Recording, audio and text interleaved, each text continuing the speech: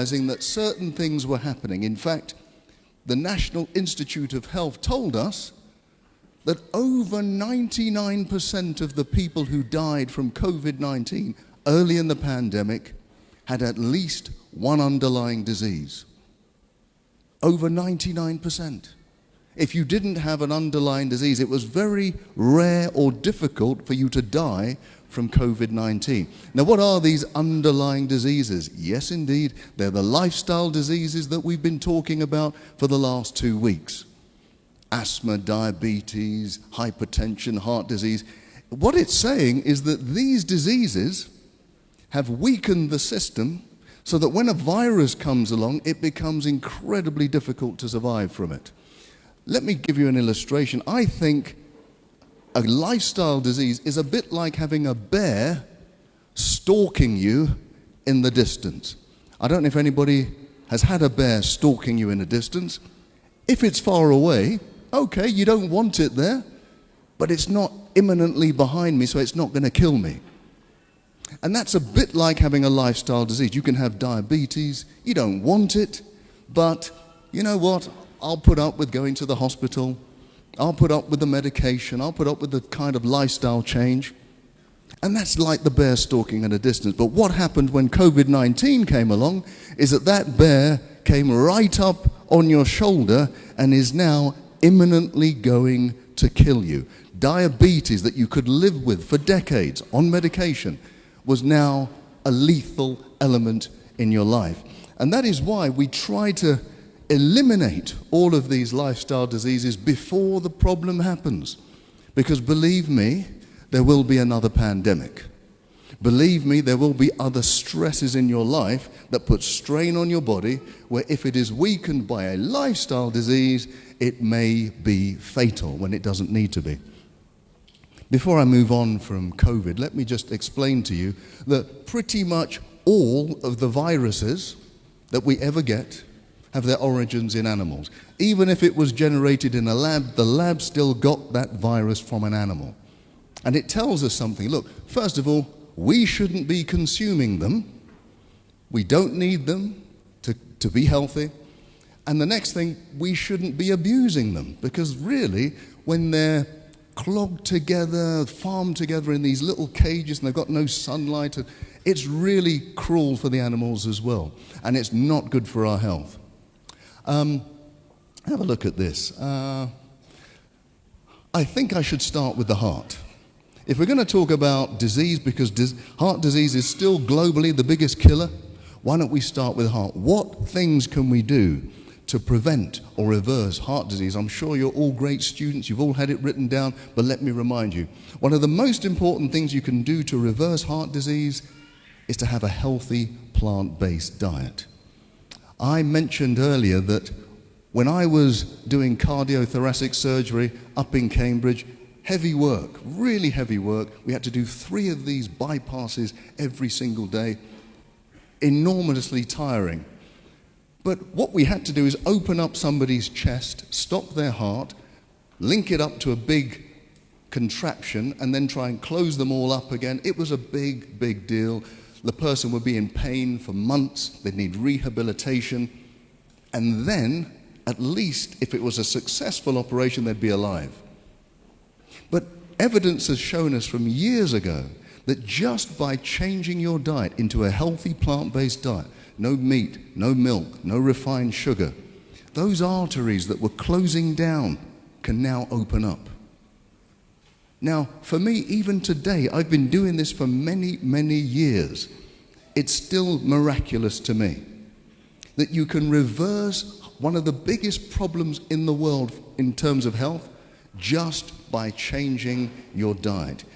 You can get rid of doctors like me, and you can just replace it with a healthy diet. That is amazing, and I commend it to all of you. Some of you may have heart disease today. You may have an appointment to see a doctor in a few weeks or months. I can guarantee you, if you go onto a healthy plant-based diet today, by the time you see the doctor, you may not even need an operation. I guarantee that's true. I've seen it with my own eyes. So that's heart disease. What about high blood pressure? If I was to ask you, do you know somebody with high blood pressure? Everybody would say yes. It's such a prevalent disease. Now, what few tips have I given you to reverse high blood pressure? Well, plant-based diet is absolutely good. You have to exercise. We've seen Teeny skipping along this very stage, demonstrating how we have to exercise. It's brilliant. Water. I think water is one of the simplest things you can do to lower your blood pressure. Remember the example I gave you. If you were swimming in a lake, that's fine. If you were swimming in a lake of honey, that will be incredibly difficult because it's so thick. And that's what happens to your blood. If you don't have enough water in it, it becomes incredibly thick. You then have to use a lot of energy to push that blood round the system. Therefore, your blood pressure has to rise. Here's something, though. Going on from the plant-based diet, we said that greens do something quite remarkable in our arteries. They get the interior of our arteries to release a chemical called nitric oxide. That nitric oxide opens up the arteries all over. I told you nitric oxide is the active ingredient of Viagra. Okay, I know none of you have heard of it, none of you need to use it, but I can tell you when it comes to things like erectile dysfunction, rather than reaching for the pill, the best thing to do is reach for those greens. And let me remind you, gentlemen, because this is very important, if you have an episode of erectile dysfunction, you're at a high risk of having a heart attack or a stroke in the next 5 years. So rather than just going to the pill, start thinking about changing your lifestyles. Number 3, cancer. What things have we said about cancer? Well, I always tell people, and I've been speaking to a lot of people in the clinics throughout the weeks, if you have cancer, there are certain things that you must do.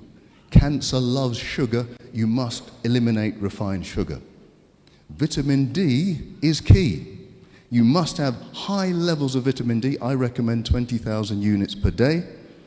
Along with that, vitamin C, high dose.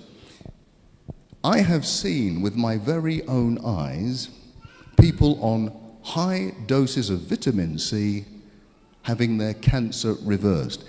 We cannot guarantee it. Don't quote me. You can't guarantee it. But I have seen people on high doses of vitamin C have their cancer reversed. And remember, if you do have cancer, you must seek medical advice. I told you earlier during the week that those people who just say, I just want to go the natural route, often they don't survive. What you must do is seek medical attention and do the lifestyle, and then you have the best possible chance of surviving cancer. Medical attention alone does something, but it doesn't do everything. I remember when I used to be in the hospitals, the doctors would treat you for cancer and then allow you to eat the same foods that would cause cancer. That doesn't make any sense. So hospital treatment is good, but match that with lifestyle change, you've got a great chance of getting through, honestly. Now, what else can you do for cancer? I always say you should spice up your life. Spice up your life. Spices are really the keys to a healthy lifestyle too. They're like nature's natural drugs. The more spices you have in your life, the better your cells are going to be. Turmeric, most of us have heard of turmeric. It's a powerful antioxidant. And if you take away the oxidation of your cells, it reduces the risk of cancer. Ginger is like it. It's also anti-inflammatory. Cinnamon is brilliant. Cinnamon, not only does it lower your blood sugar, which if you have low blood sugar, the cancer doesn't grow too well, but cinnamon is brilliant in terms of fighting off viruses. In fact, they discovered this over 100 years ago. The women who harvested the cinnamon bark never got measles, never got tuberculosis. And cinnamon, if you have anybody in your family who has any kind of viral illness, you give everyone in the household cinnamon, it's less likely that you'll get the infection. Cardamom is very interesting because it actually makes you make more natural killer cells. They have a lethal name, but they do an awful lot of good. They're the white blood cells that defeat cancer. Diabetes. How do you beat diabetes? Definitely you need a healthy plant-based diet. But what else do we need to do? We should, every time you go for a meal and you're a diabetic, as you put your fork down, you should get up and go for a walk. Get up and go for a walk. What does that do? Well, as you're walking, you're using the big muscles in your body. Those muscles will absorb sugar very quickly.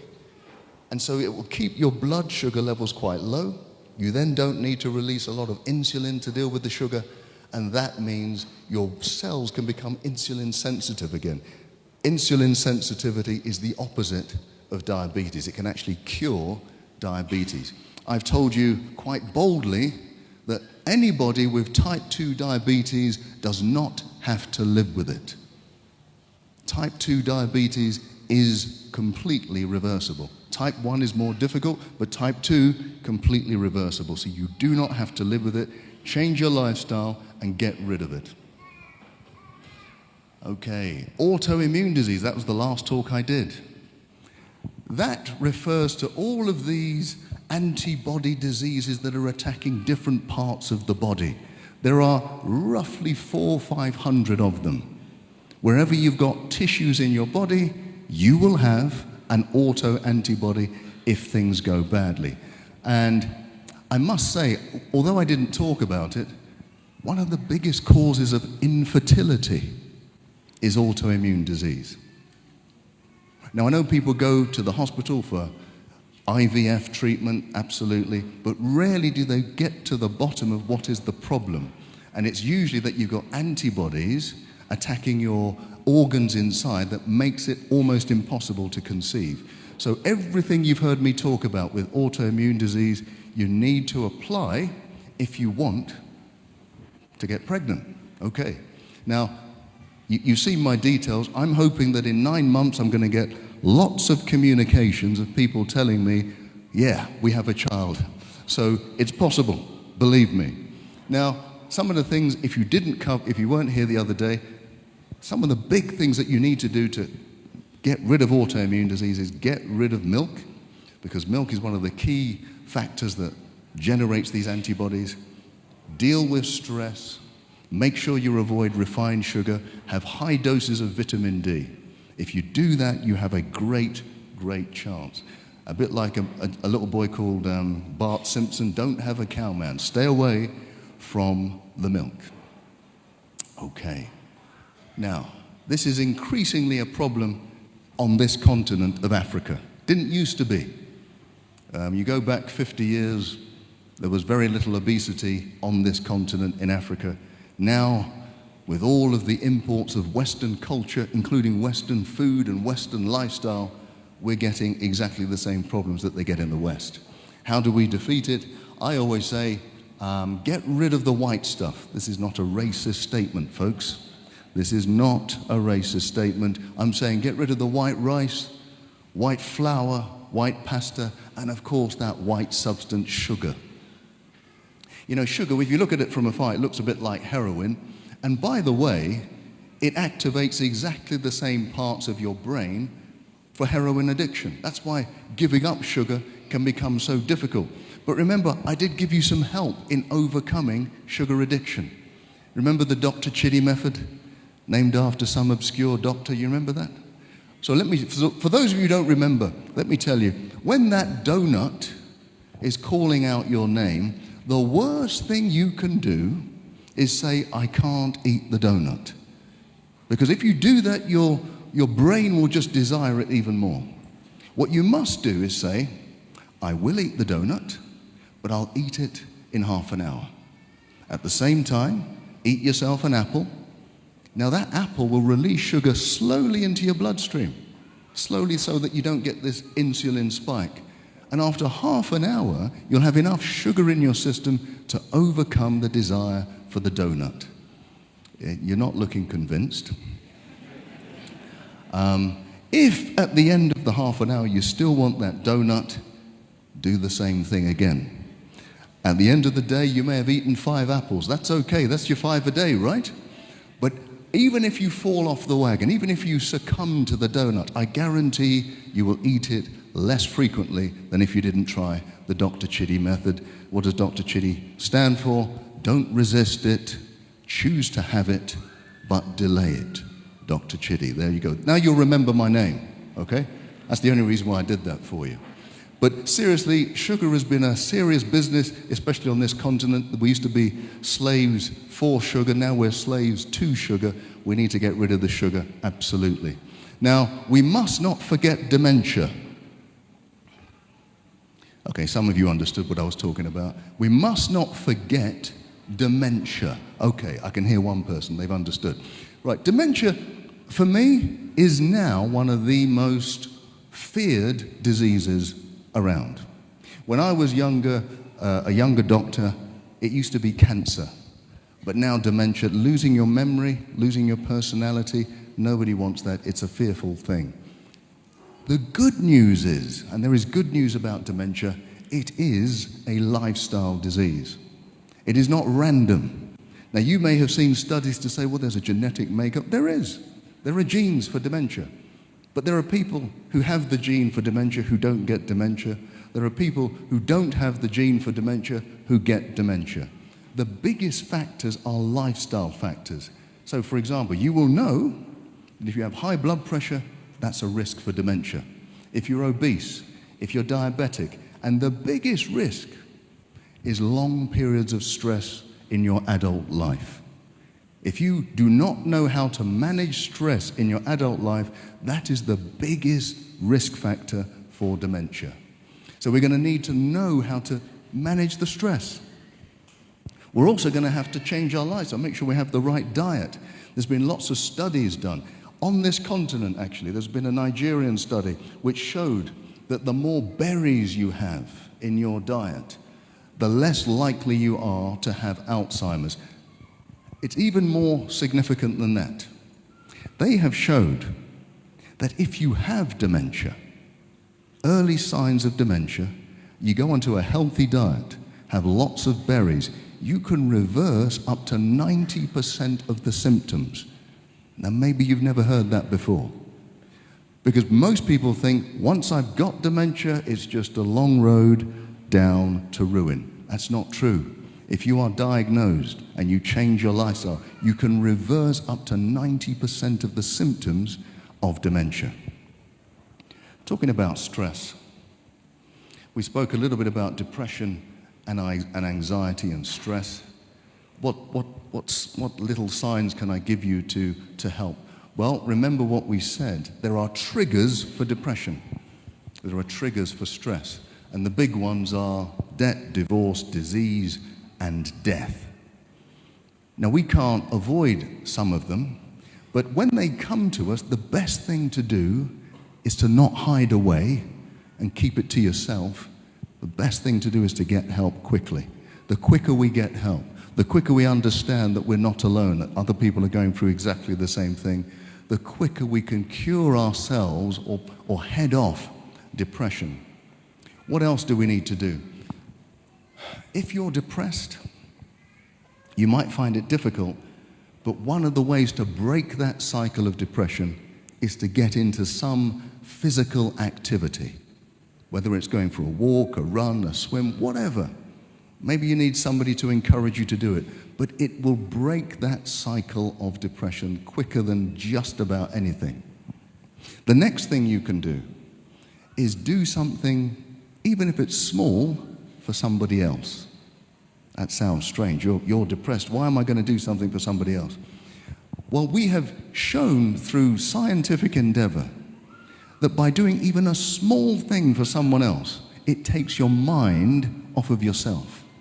And that can break that cycle of that spiral of self-thought. So the more you can do for somebody else, even if you don't feel like it, think of it as if you're doing something for yourself when you're doing something for somebody else. Being kind to somebody else is actually being kind to yourself. What else? I mean, we have to know how to heal from depression, and we've talked about it a lot. Forgiveness. The quicker we can start to forgive ourselves, forgive others, if you're able to do that, it is a quicker release from the grips of depression and stress. Every study I've seen in the last 10 years has an element has an element of letting go of past trauma, of past hurts. The quicker we're able to do that, the greater the chance we're going to be free from depression. And we want to be free from depression. Because in fact, even at the heart of most of these diseases that I've been talking about is a level of stress. Stress makes every disease worse. It doesn't improve one disease. Right, so in fact, we know that disease is what? Dis-ease. So if we want to get rid of disease, we're going to have to start to be at ease with ourselves. We can only do that if we learn to forgive, if we learn to let go, and if we learn to look forward and stop looking back. But if we do look back, if I'm looking back to that episode of my life when I was hurt, let it always be looking back with forgiveness. Let it never be looking back with hurt and bitterness and anger. Let it always be that I'm looking back with forgiveness. When we look forward, the reason why we're here, this is Hope for Africa, right? When we look forward with hope. Because there is always hope when you are in the presence of the Lord Jesus Christ. There is always hope. It doesn't matter where you find yourself. You could be in the darkest prison. And that could be a physical prison or an emotional prison. We should always be looking forward with hope. When we look down, and by looking down, I'm telling you that there are people that are in need of your help, people who don't have quite as much as you. It may not be money, it may be just a smile, it may be some company, it may be anything. When we're looking down, may we always look down with compassion, because that compassion doesn't just help the person you're helping, it actually helps us too. And finally, the final place to look is to look up, and to look up with gratitude. Wherever we find ourselves to be, let's remember that God has got us here. He will get us out of wherever we are, and He has a great future in store for all of us. We should be full of hope. We should be full of gratitude because we serve a mighty God. He will never leave us. He will never abandon us. It doesn't matter if everybody abandons us. He never will. Let's be grateful for that. This has been an absolute pleasure for me to be here, to be with you all, to be with my fellow colleagues and who have been sharing wonderful messages. And I'm very sad that this is my last time to be here. But what I do know is what we have done here and what we have left here is a massive hope for the whole continent. Wherever you're watching, whichever country, I know it's even beyond Africa, I'm going to leave you with hope. Whatever illness you find yourself in, there is always hope. There are certain diseases that we now know that we can cure, you don't have to live with. There is hope. You are viewing this, you are part of this wonderful church organization. Do you know this church is responsible for being pioneers of health globally throughout history? I would encourage you to remember that you are children, men and women of hope. I look forward to seeing you again one day, if not here, in the earth made new and in heaven. Amen.